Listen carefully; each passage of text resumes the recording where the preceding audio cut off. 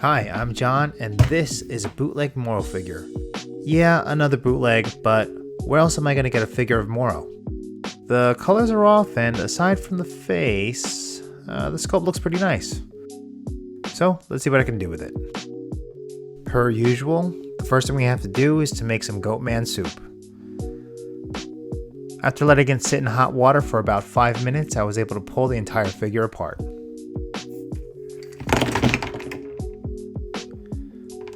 Let's start with the face. I already saw some issues with it at first glance, but to do a full assessment on what I needed to change, I painted some white primer on it to remove all the painted details. Putting on my plastic surgeon hat, before sculpting anything, I had to remove any of the excess plastic I didn't want. The first thing I knew I had to adjust was the way his eyes sat under his brow, so using an X-Acto knife, I cut off some of the excess plastic on the edges of the face piece. I also thought that his chin was a bit too sharp, and it sort of gave him an underbite, so I shaved some of that off as well. Then his nose was also too big in all of the directions, so I tried shaving that down as well. Lastly, I didn't like the way his mouth looked, so I cut the whole thing out. Basically, I just destroyed the whole thing. Using some Tamiya quick-type epoxy putty, I started sculpting in a smirk and tried to build in a broader chin that sat back a little bit from where it sat before.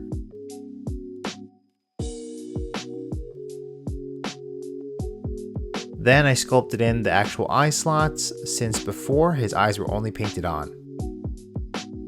While I was at it, I decided to sculpt in the black parts of his cheeks at the correct 45-degree angle, since on the original figure, they sort of pointed down to his chin.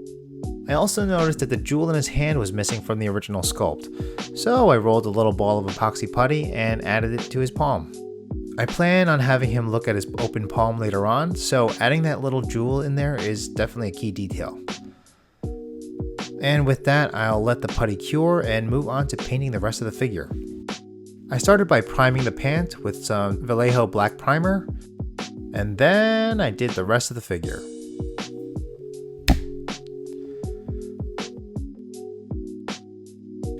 To base coat Moro's pants, I used a mix of black, purple, and some Vallejo thinner medium, which by the way worked way better than any of the other thinners I've used in the past. Using the same purple mix, I did the same thing to his weird cloth coverings on his shoes as well. While I waited for that base coat to dry, I worked on the fur areas using a mix of flat brown and black, and then followed it up with 2 dry brushing coats, one in flat brown and one in beastie brown to add some variety in the color and to give some illusion of extra texture. Going back to the pants and boots, I dry brushed both of the raised clothing fold areas in a royal purple.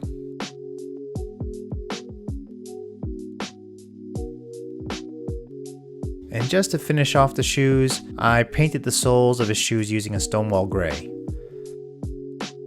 Moving on to the skin, for the base coat I mixed together some black, royal blue, and some Stonewall gray. Then to add some highlights, I dry brushed on a lighter shade of Stonewall gray and royal blue on all the raised areas of the skin to really accentuate the muscle definition, like on his arms, neck, and eyebrows. It also helped give the back of the head a little extra texture. To paint his wristbands, I used a mix of Stonewall gray and bone white. Then, using that same mixture, I painted on the base coat of his chest. Then, I added some regular white to that same mix of gray and bone white to add highlights to his chest piece. Then, to base coat his horns, I used some Cork brown and dry brushed it for texture using some bone white. Alrighty, now that we've finished painting the body, it was time to move back to the face. After everything cured and dried, I put on some surface primer on it to see how it would look, and once I put the faceplate back on the head, I ended up not liking how it turned out. To me, it just ended up looking like a bloated mess, so I decided to pretty much redo the entire thing. I thought that keeping the original nose on there actually didn't work well for me at all. It was still too long and too big, so instead of continually trying to adjust it, I decided to just cut the entire thing off and resculpt it from scratch. I think it was just too long and too straight for a Dragon Ball character's nose, which are typically a little bit shorter and have a little curve on the nose bridge. And because the original nose was a little bit too long, that meant that his mouth also sat too low on his face. So I decided to glue back the faceplate onto the head sculpt to make sure that I was getting all the proportions correct. Especially since the jawline I sculpted on before just didn't fit once I put it on the head. I tried to remake the grin on his face, and for some reason, no matter how many times I tried, it would always look like his face was stuffed with cotton balls when I viewed it from the side.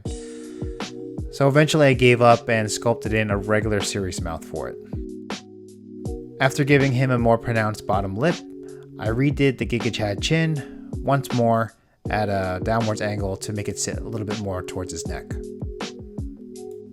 It ended up working in my favor to super glue the faceplate on at the time because it gave me the opportunity to blend the cheeks of the faceplate onto the sides of the head sculpt, and also it helped me eliminate the seam between his neck and chin. Then I did some final adjustments to his nose by giving him a slightly scrunched up nose bridge since I gave him a more serious mouth. After the putty completely cured, I did a series of sanding and applying Tamiya surface primer, rinse and repeat, until I was satisfied with the finish and to make sure it matched with the rest of the figure as best as I could. Moving on to painting the face, I started with his eyes, painting some white on there, and some Stonewall gray and white mix for his nose and mouth areas. My plan for the eyes were to make him look like he was looking at his hands, so with some flat red, I tried to use a bigger ball stylus to paint in his eyes. I used a bigger ball stylus this time in an effort to match Toyotaro's style, but needless to say, I think it looked pretty bad.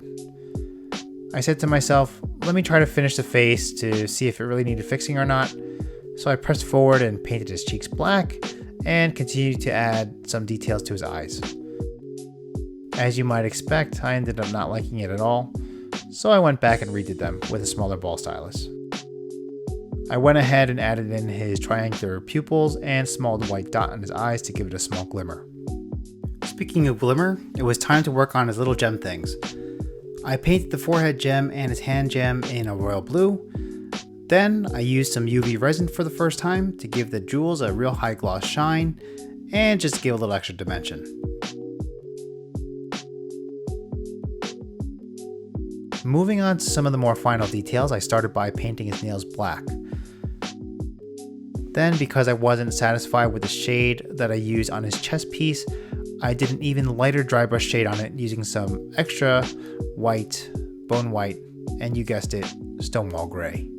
Then I added a black wash to some of the more deeper crevices of his arm musculature and some of the folds in his clothes. Moving on to the home stretch, I glued together some pieces together to make it easier on myself when applying the clear coat, which I did this time in the spray booth using some Krylon matte spray clear coat. After that dried, all that was left was to glue in his extra shiny head gem and put them together, and that's it. So here's how it looked before.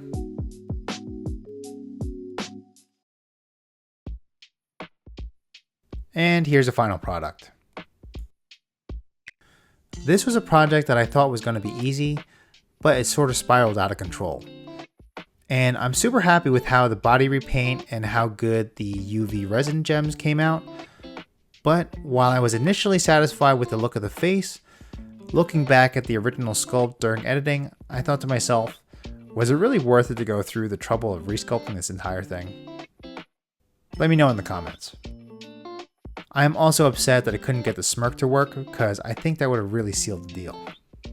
I'll give myself an A for effort. Super special thanks to my first 3 members, JT, JJ, and Matches Peaches for your support. I can't tell you how much I appreciate it. If anybody wants to check out my membership, please check out the video description for my page on buymeacoffee.com. And if you're interested in anything I used in this video, it's also listed in the description below as Amazon affiliate links. If you liked what I did here, please leave a thumbs up and subscribe for more videos. If you're interested in getting started in customizing your own figures, feel free to ask any questions in the comments. I'll try my best to help. Thanks for watching. See you next time.